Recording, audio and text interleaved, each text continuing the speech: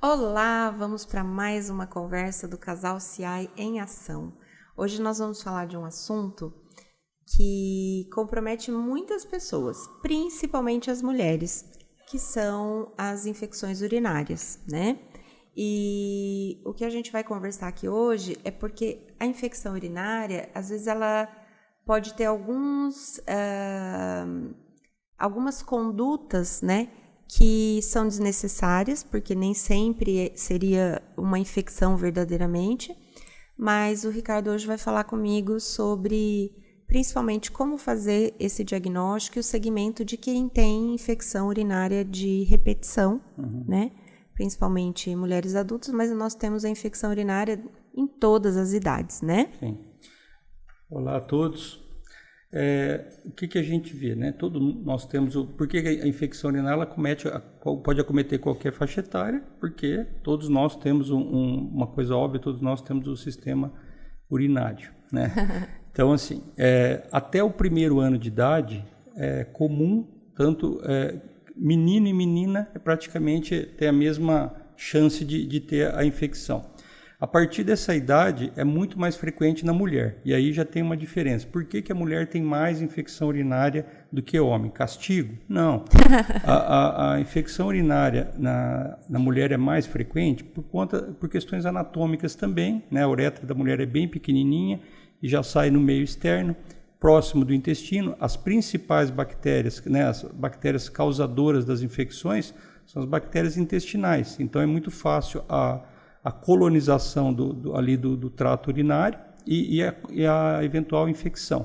Certo. A partir da sexta década de vida, o homem pode ter mais infecções também, e muitas vezes relacionada a questões da próstata, uma hiperplasia, um aumento da próstata pode também culminar, facilitar essas infecções urinárias no idoso, né? E tem questões de sonda, em hospital é uma das questões muito frequentes, infecção urinária relacionada à sondagem vesical, né? E eu tenho que manter a sonda somente naquela situação que eu realmente precise, porque quanto mais tempo eu mantenho um paciente no hospital sondado, maior o risco de infecção urinária relacionada a essa sondagem. A gente tem que diferenciar também que infecção urinária é quando o paciente tem sintomas de urina, né? No adulto, por exemplo, o que ele vai ter? A infecção urinária a gente costuma dividir, né? Infecção urinária alta e infecção urinária baixa, que geralmente são essas cistites, que é muito comum na mulher, né? Aquela ardência, aquele desconforto para urinar, aquela urgência, a pessoa vai várias vezes ao banheiro, faz pouquinho, volta. Uma dor, pode ter uma dor ali embaixo, né? Uma dor suprapúbica que a gente fala, na parte de baixo. Uma queimação importante, uma queimação, né? Então isso, e na cistite não é muito comum eu ter febre, praticamente não acontece a febre. Mas esses são os sintomas de uma infecção urinária, que costuma ser mais leve, né? Sim. Mas esse o sintoma. Quando eu tenho febre, aliado a esse sintoma, às vezes eu posso ter mal-estar, dor lombar, náusea, não é tão comum, mas além desses sintomas eu tenho febre e uma dor lombar, eu tenho que pensar que isso pode ser uma infecção alta, né? São as pielonefrites, né? E isso é uma coisa mais séria, que na maioria das vezes você tem que manejar realmente com antimicrobianos e muitas vezes até internado. É uma outra situação. Em outros momentos falaremos mais detalhado sobre isso, mas a infecção urinária eu tenho que ter sintomas. Muitas vezes se eu tenho um paciente que está com sepse, né, ou uma suspeita de sepse, que é aquela infecção generalizada, faz parte da minha investigação, eu descartar uma infecção urinária. Né? Em criança, a criança não vai reclamar, bebezinho, por exemplo, que ela tem dor. Então, você vai ter que... É um outro tipo de percepção que o médico tem que ter. Geralmente, na criança, a febre pode estar presente, diferente do adulto, né? Pode estar presente, né? Em bebezinhos, ela pode ficar mais sonolenta, mais agitada. Crianças um pouco maiores vão chorar quando estão fazendo xixi, quando tem infecção. Então, os sintomas são um pouco diferentes. Em idosos, por exemplo, né, principalmente aqueles idosos já com quadro demencial, já tomam medicamentos que usam fraldas, que deixa a consciência mais debilitada, eles não vão estar também muitas vezes se referindo dor. Eles podem ficar mais agitados ou mais sonolentos do que o normal. Então eu tenho que estar atento a isso, porque o idoso nem sempre vai fazer febre. Então nesses extremos de idade, a gente tem algumas situações particulares na questão da sintomatologia. Então tem que ter um pouquinho mais de atenção. Certo. Porque em bebês pode ser uma coisa mais grave, então eu tenho que ter uma atenção diferente, nem sempre a febre vai ser presente. Nas infecções urinárias, que é da grande maioria da população feminina que acontece, né, em qualquer faixa etária, a gente tem separado, por exemplo, uma situação que a gente vê muito comumente no consultório, são mulheres jovens, né, recém-casadas ou bem jovens que estão iniciando ou já têm uma atividade sexual frequente.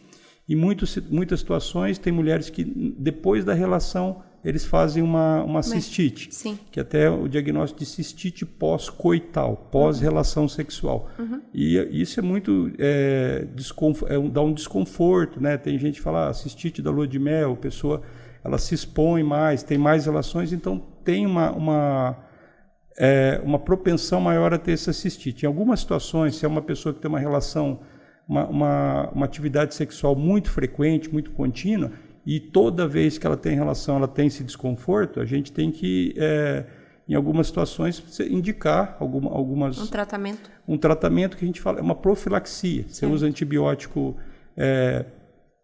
antes da relação, depois, né, a gente orienta tá com a bexiga vazia para ter a relação, se lavar depois, são pequenos cuidados, mas tem essa situação, se é uma coisa corriqueira, frequente, se a pessoa tem uma atividade sexual muito frequente e toda vez ela tem essa situação, então é indicado você fazer a profilaxia. Com o tempo essa bactéria pode ficar resistente, então é uma situação... E geralmente a cultura vai vir positiva nesses pacientes? O que acontece? Isso é importante porque não é toda a situação. Eu tenho vários pacientes, mulheres que eu atendo, que falam, eu vim aqui porque me mandaram, eu estou com uma bactéria muito resistente no exame. Eu falei assim, a senhora está tendo sintomas? Não tenho sintoma nenhum. Faz 1 ano que eu não sinto nada. Tem dor, tem ardência, teve febre? Não tenho nada. Meu exame que está dando alterado, eu estou tratando. Já tomei só esse ano uns 6, 7 antibióticos. E a pessoa não tem algum outro fator de risco, nada. Isso já é um problema que a gente precisa tentar erradicar, porque isso é muito sério. É uma das maiores causas de uso incorreto de antimicrobiano que a gente vê, né? Pelo menos eu vejo no consultório enquanto infectologista, e a maioria das mulheres não tem sintomas. Quando que eu vou fazer exame de urina? Quando eu tiver sintomas. Eu vou fazer um exame, eu vou fazer um check-up, eu vou fazer exame de urina. Só se você quiser ver alguma outra coisa de função renal, mas se eu não tenho sintomas, né, aquela ardência, aquele desconforto, eu estou falando da população mais comum. Depois, em outros momentos, a gente pode falar na pediatria, no idoso. Isso seria a bacteriúria assintomática. Isso, é o que a gente chama de bacteriúria assintomática e é o que mais eu vejo, eu falo assim, infecção urinária, entre aspas, porque a bacteriúria assintomática é quando tem a bactéria na urina, né? E essa bactéria não está causando sintoma nenhum. Ela está ali, né? Está até se multiplicando ali, mas não está causando sintoma nenhum. E numa população, né, em mulheres que não tem nenhum problema de saúde, não tem alterações anatômicas ali na região, não são diabéticas. Não são diabéticas, que esteja descompensado, que eu tenho que pensar que possa vir a ter uma infecção mais grave, eu não tenho que fazer exame se o paciente não tem sintomas. Certo. Outra coisa que a gente vê que é muito nessa população saudável, que não tem doenças, eu estou frisando isso porque tem particularidades em outras situações, mas uma população, mulheres saudáveis, jovens, né, ou mesmo mais velhas, mas que não tenham outros problemas mais sérios, eu só vou fazer esse exame se realmente eu estiver com sintomas. Tá. Uma coisa que é muito que a gente vê com muita frequência, isso não ajuda, até muitas vezes atrapalha, você está com uma cistite, eu te trato, né, tá com aquela ardência, queimação, eu falo, não, vou ter que tratar. Eu colhi o exame, que é interessante. No primeiro episódio, a pessoa nunca teve infecção urinária, eu estou autorizado a não pedir uma cultura nesse caso, a não fazer nenhum exame, porque geralmente as bactérias mais comuns ali são as do intestino, geralmente a Escherichia coli, que mundialmente é a principal bactéria. Então eu já trato direcionado, de preferência com antibiótico de primeira linha, que não vai dar tanto impacto no paciente, que não é tão caro e que vai funcionar. Sim. 2, 3 dias ali eu resolvo o problema. Às vezes até medicamento dose única você consegue nessa situação. A partir do momento que a pessoa começa a ter cistites, eu tratei, né? Eu fiz a cistite de repetição. Aí é interessante eu colher o exame, né? Que é o exame, além do parcial de urina, eu colho a urocultura. Sim. Que esse exame é para ver se tem uma bactéria na urina, e aí já pede o antibiograma para ver que tipo de antibiótico aquela bactéria ainda responde, que tipo de tratamento. Sim. Com base nisso, eu vou tratar. Eu não tenho que dar o pedido do paciente, você tem que fazer um exame daqui 7 dias para eu ver se o tratamento deu certo. Se a bactéria foi eliminada. Isso. Quem tem que me dizer se o paciente está bem é ele. Ele falou assim, estava com ardência, estava com queimação e passou. Então eu não preciso fazer outro exame. Por que eu não preciso fazer outro exame? Muitas vezes não foi orientado adequadamente como é que essa mulher tem que fazer a coleta. Às vezes o laboratório, às vezes o próprio médico esquece, ou a pessoa não entende direito como é que ela faz a limpeza, o jato médio, como é que colhe, o que é isso, como é que eu tenho que manusear quando esse exame é colhido em casa. Às vezes mesmo no laboratório, mesmo no pronto atendimento, isso não está naquela correria, a pessoa acaba esquecendo de orientar. E pode haver uma contaminação. Isso, aí a mulher lá, ela está se contaminando com às vezes mais de uma bactéria, e às vezes saem resultados de crescimento de mais de uma bactéria. O laboratório muitas vezes ele orienta, isso aí é provável contaminação, sugira uma nova coleta.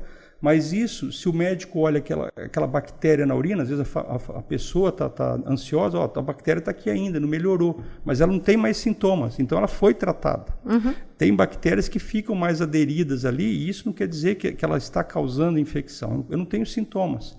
Então, nessa população, que é o que a gente mais vê, população jovem, população que não tem sintomas. Imunocompetentes, pessoas que não têm nenhuma particularidade de doença, que a defesa está baixa ou comprometida, ou que se tiver uma infecção possa ser mais grave, não tem que ficar fazendo... eu não trato a bacteriúria sintomática. Isso é um ponto que eu gostaria de frisar bastante, porque é o que mais a gente vê. As infecções urinárias que a gente tem atendido, Naisa, a maioria não é infecção. A maioria é o exame, a paciente está tratando o exame, são as bacteriúrias assintomáticas. Sim. Em que situação eu trato a bacteriúria sintomática, né? Ainda está, apesar que tem trabalho já questionando isso, né, e em algumas situações você tenta individualizar, na gestante, por exemplo, ainda é uma norma que em gestante, mesmo ela tendo bacteriúria assintomática, né, mesmo ela tendo aquela bactéria na urina, mas sem sintoma nenhum, o médico ainda está autorizado a tratar, porque tem trabalhos mostrando situações de aborto, quando a mãe está... Ruptura precoce de bolsa, ruptura, né?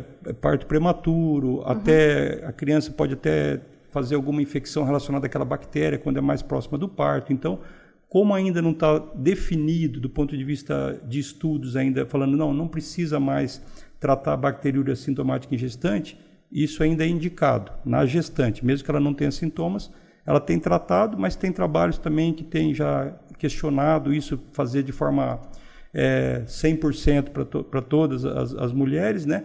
Outra situação da bacteriúria sintomática que eu tenho que considerar o tratamento são naqueles casos que o paciente vai se submeter a uma cirurgia urológica, por exemplo, né? Vai fazer uma cirurgia da próstata, uma cirurgia da bexiga, e ali e tem a bactéria ali. Eu não tenho sintoma nenhum, mas eu vou fazer uma cirurgia naquele local. Sim, então, a mulher vai fazer, por exemplo, uma elevação de períneo, alguma coisa desse tipo, né? Uma cirurgia ginecológica, né? Urologistas, assim, aí eles têm que tratar mesmo, porque ele tem que eliminar aquela bactéria do local que ele vai operar. Entendi. Senão pode ter complicações futuras. Então, nessas situações particulares que a gente trata. No restante, não. Tá. Né? E uma lenda muito grande que em relação às infecções urinárias é que porque não bebe muita água, então isso faz ter infecção.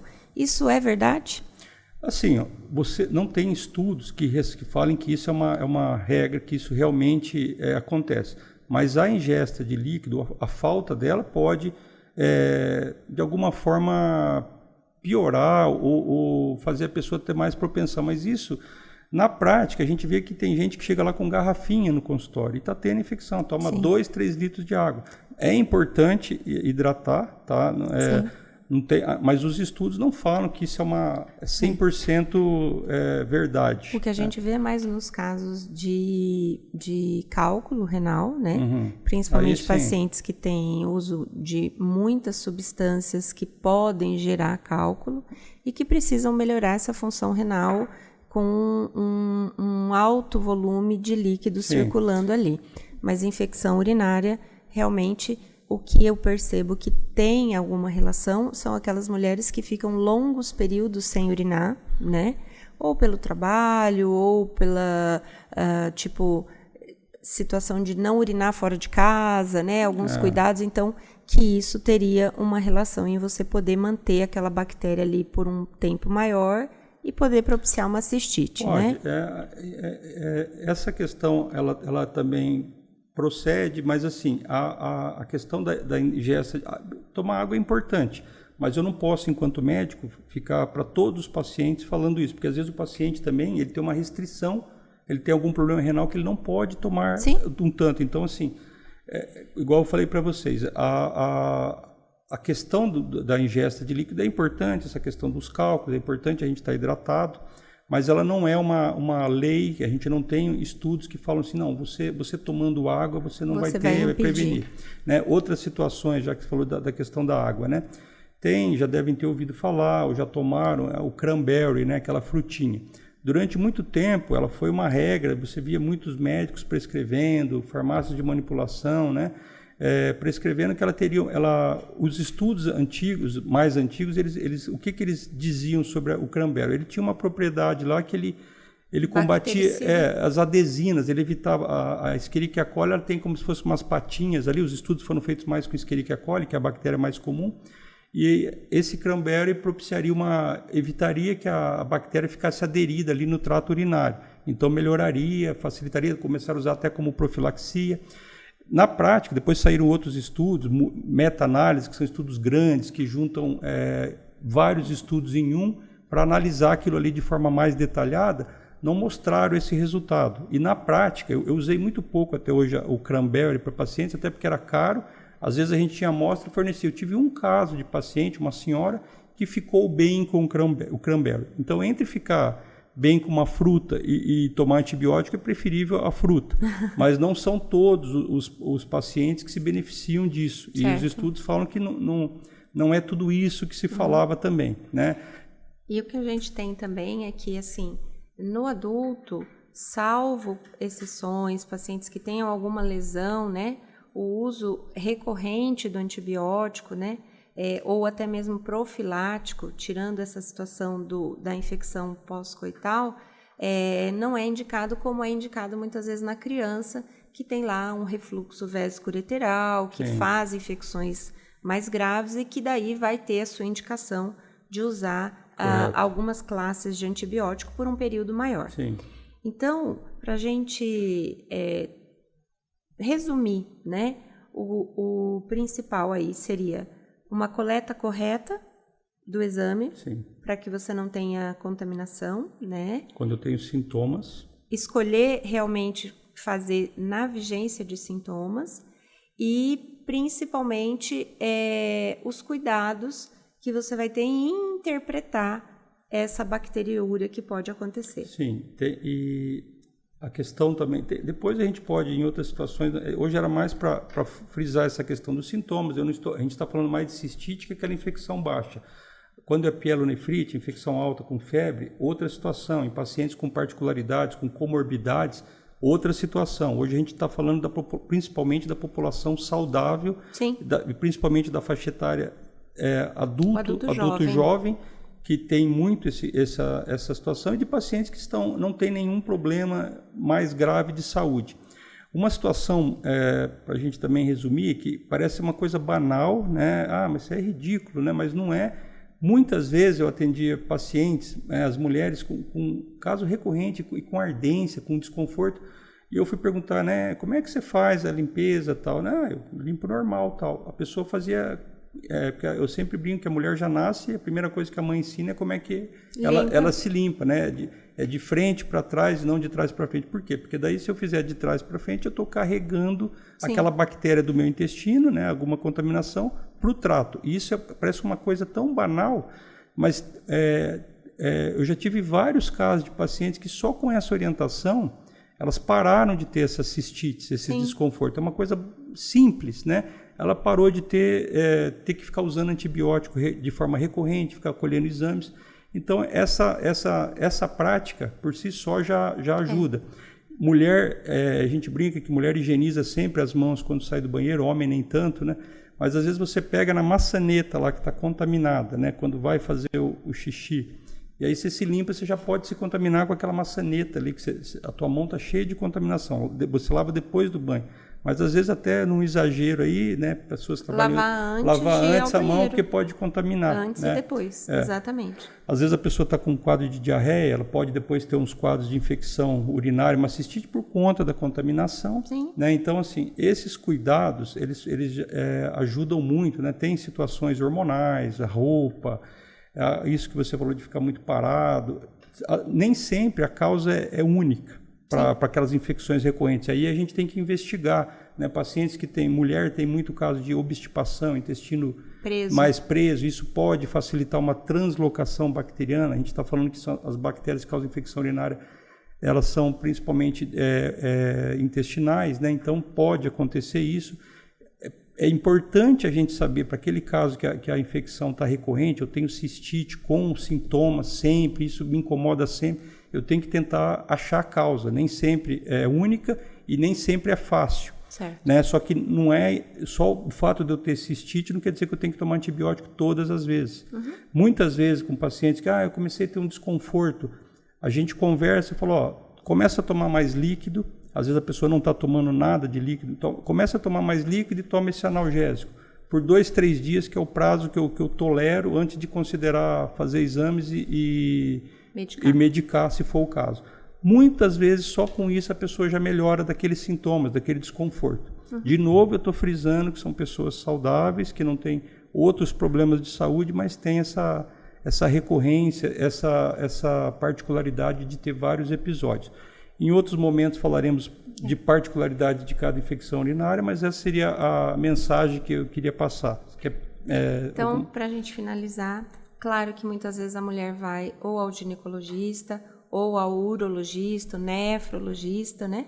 Mas quando esse quadro começa a ter uma repetição, o infectologista entra em cena para auxiliar nessa diferença entre o que é apenas uma contaminação, uma colonização, e não realmente uma infecção, para que você não fique sofrendo tanto dos sintomas ou, na ausência deles, de usar medicação desnecessária.